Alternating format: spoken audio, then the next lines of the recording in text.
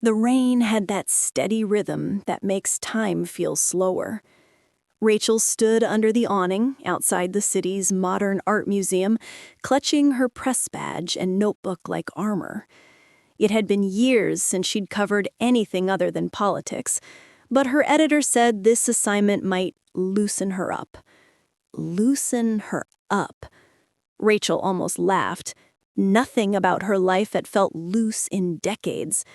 She checked her reflection in the glass door. 46, still poised, still hiding behind neat hair, pressed suits, and an unshakable sense of control. She had mastered the art of appearing fine. Inside, soft jazz floated through the air. The faint scent of old paint and fresh lilies mingled with perfume and wine. It was the kind of place she once loved, when she was younger, freer, someone else entirely. And then she saw her. Lena. Standing under a skylight, wearing a loose ivory blouse, auburn hair now streaked with silver. She was laughing with the guest, hand brushing a strand of hair from her face, the same gesture Rachel used to adore. Time folded in on itself like a wave collapsing. 20 years vanished in an instant. Rachel's breath caught in her throat. Lena turned. Their eyes met. For a moment, both women froze. Lena's smile faltered, replaced by that old flicker of recognition, the one that said, "I know you better than anyone ever has." Rachel blinked first. She busied herself with her notepad, scribbling nonsense words, but she could feel Lena moving closer, that familiar gravity pulling her in. "Rachel Morgan," Lena's voice came, soft but steady. "You still write with your left hand." Rachel turned, forcing a polite smile. "You still notice everything." Lena smiled faintly. "Old habits."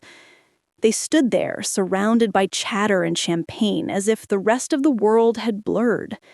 Rachel had prepared for this moment once, long ago in the quiet hours when she still thought of what ifs. But nothing could have prepared her for this. The flood of old feelings, the ache of time lost, the guilt twisting beneath her ribs. "It's been, 20 years?" Lena asked.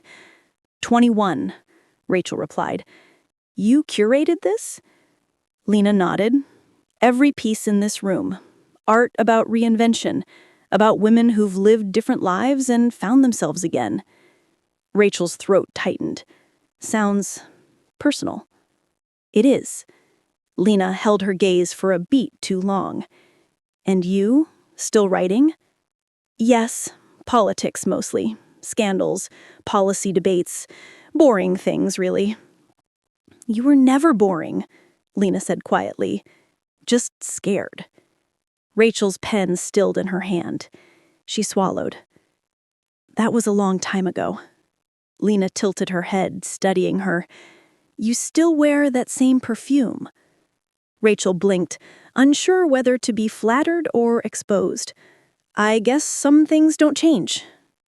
"No," Lena said softly. "Some things just wait." Silence stretched between them, the kind heavy enough to drown in. A photographer passed, snapping a picture of the crowd. Rachel instinctively turned away, her hand brushing against Lena's. That touch, that electric, impossible familiarity lit up every cell in her body. Rachel stepped back, breaking the spell. "I should, finish my notes." "Of course," Lena said, calm, but eyes searching. "You're good at hiding behind work." Rachel opened her mouth to reply, but stopped. Because it was true. It had always been true. She turned toward a nearby sculpture, a fractured mirror that reflected her face in shards. One image looked composed, another frightened, another lost. It felt too accurate.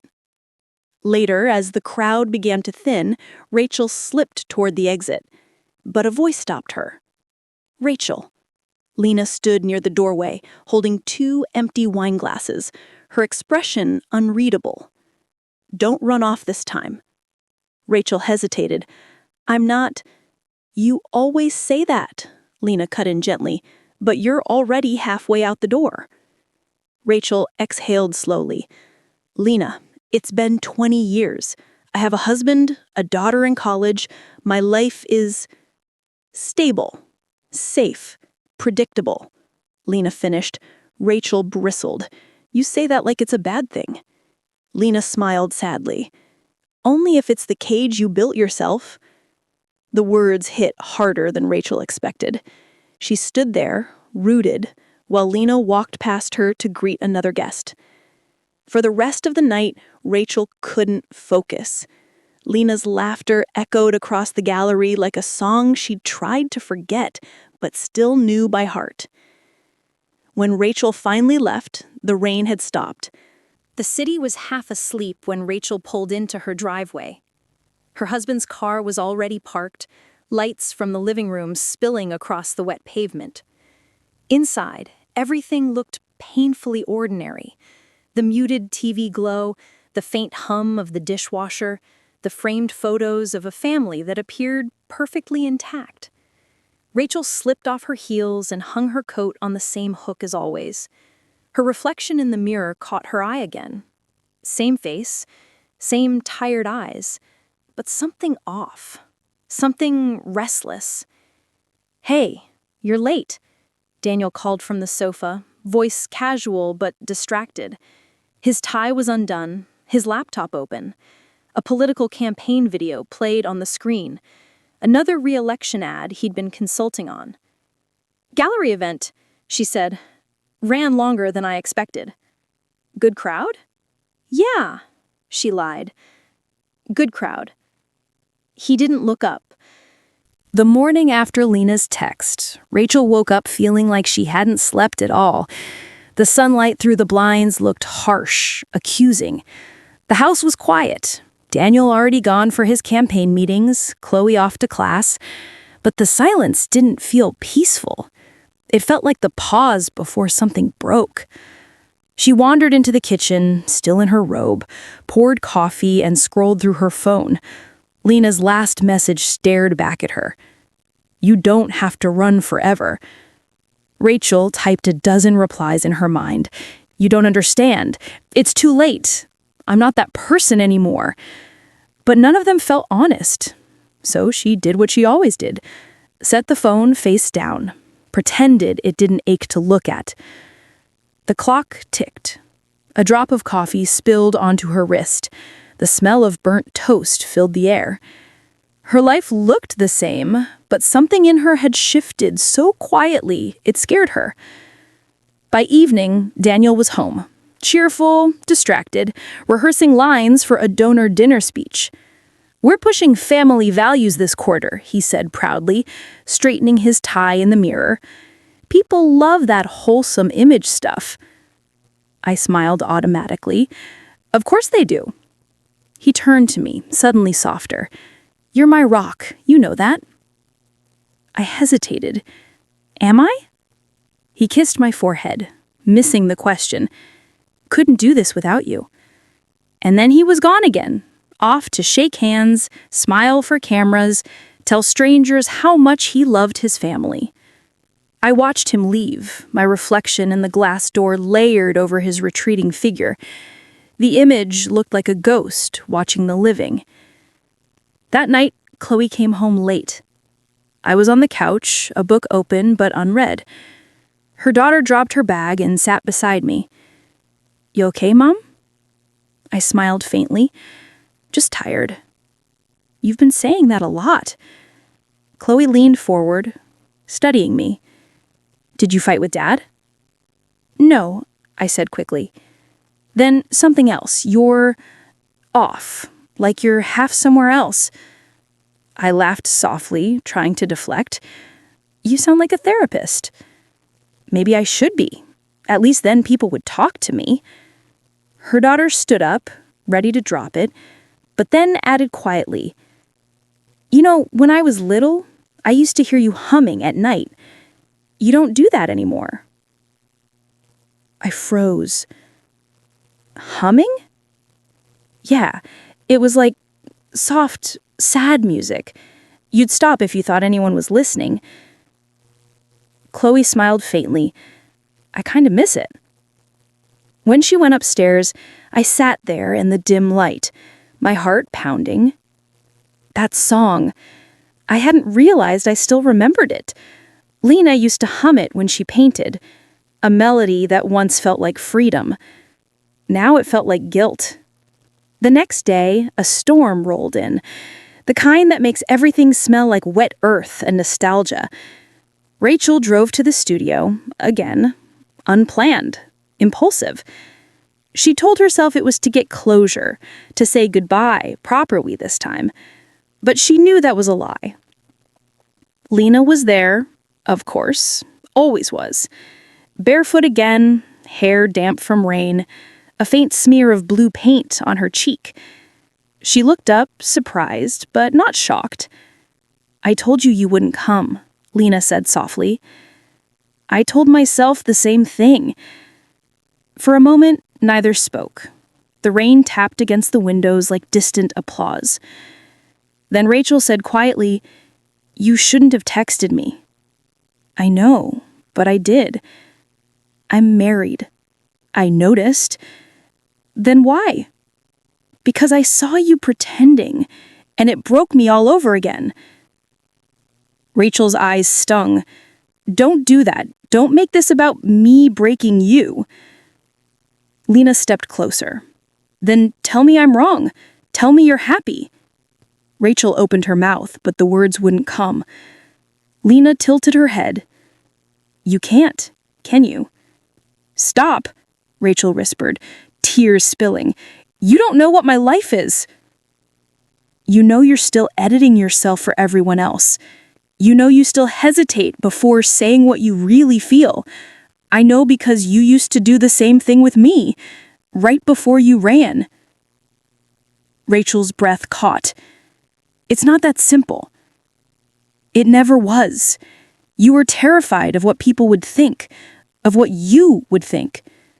20 years, Rachel, and you still haven't forgiven yourself for wanting me. The silence between them felt electric, dangerous. Then Lena added quietly, I didn't come back to ruin your life. I came back because I couldn't live like it never happened. Rachel whispered, trembling. And what do you want now? Lena's eyes softened. I just want to be in the same room as you and not pretend. Rachel turned away, tears running freely. You make it sound so easy. It's not, Lena said, but it's real. Then Lena reached out, fingertips brushing Rachel's arm. Barely a touch, but enough to undo years of denial. Rachel didn't move, didn't breathe. The door creaked. Both turned. Standing there, wide-eyed and pale, was Chloe. For a heartbeat, no one spoke. The sound of the rain was deafening. Mom? Chloe whispered. What's going on? Rachel froze. Her mouth opened, but no sound came out. Lena stepped back instinctively, guilt flickering across her face. It's not what it looks like, Rachel said finally, voice trembling. Then what is it? Chloe took a step forward, but her daughter flinched away. You said you were working. You lied. Chloe, who is she? I told you, an old friend. Yeah, Chloe said, eyes sharp, breaking. I can see that. She turned and walked out, slamming the door so hard the window rattled. Rachel stood there shaking, breath shallow, hands trembling like someone who'd just witnessed a car crash. Lena whispered, I'm sorry. Rachel turned to her, eyes wet and wild. You should be. Lena swallowed hard. Do you really mean that? Rachel hesitated. Her silence said everything. She grabbed her coat, stormed out into the rain, leaving Lena standing there under the dripping skylight, heartbroken, paint-streaked, and suddenly small. Back home, the house felt colder than ever. Chloe's door was locked. Daniel's photo on the mantel smiled like a mockery. I pressed my forehead to the wall, whispering to no one. What have I done? But deep down, she knew. She hadn't ruined something. She had simply let the truth slip out. And the truth, once spoken, even in silence, never goes back to sleep.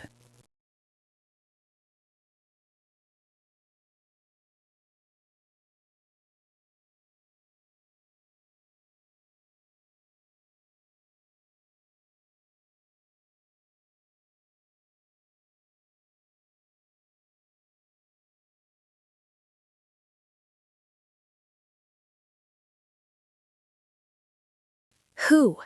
Rachel hesitated. Lena. His eyes narrowed instantly. Lena. Her? Rachel's throat tightened. He didn't even need the full explanation. The name was enough, like a ghost that had never left their marriage. Daniel laughed once, disbelieving. After all this time? Are you kidding me? Rachel didn't answer. He slammed the glass down. You think you can risk everything for some art teacher while I'm out here working my ass off to make sure this family is respected? She flinched. You mean your respect? He stared at her, rage and disbelief colliding. You made a vow, Rachel. So did you, she said quietly, and we both know what you've done with yours. That stopped him. He looked away, jaw tight. You have no idea what this will do to us. To Chloe. To me.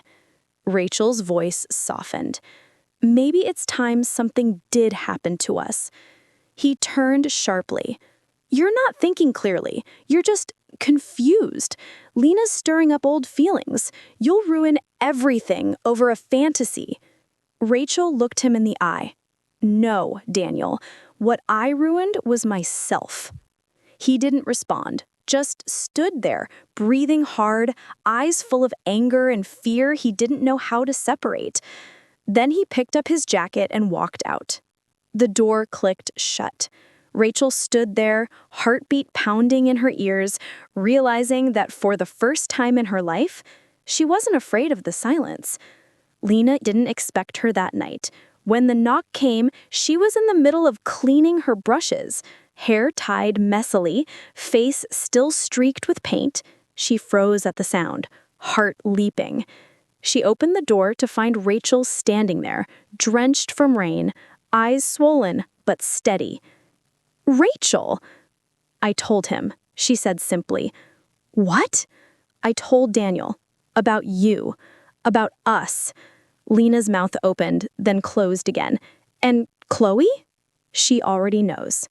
And she hates me, Rachel said softly. But maybe she'll forgive me one day for finally being honest. Lena took a step forward, uncertain. Are you sure you want to be here right now? Rachel nodded. For the first time, yes. Lena exhaled shakily, tears threatening. You know this doesn't fix everything. I don't want to fix everything. I just want something real, even if it breaks me. Lena's hand trembled as she reached out, brushing a strand of wet hair from Rachel's face. You've always been the bravest coward I know. Rachel smiled faintly. Not anymore. The thunder rumbled softly outside, distant but alive. Lena pulled her inside. They didn't rush. They didn't speak. The air between them was heavy, but not with guilt. This time, it was clarity. Two women finally standing where they should have been years ago, scarred but still standing. Rachel looked at Lena, tears glistening. It took me 20 years to find my way back. Lena touched her face, voice trembling. And I waited every one of them. Outside, the rain began again, softer now, like the world was finally exhaling.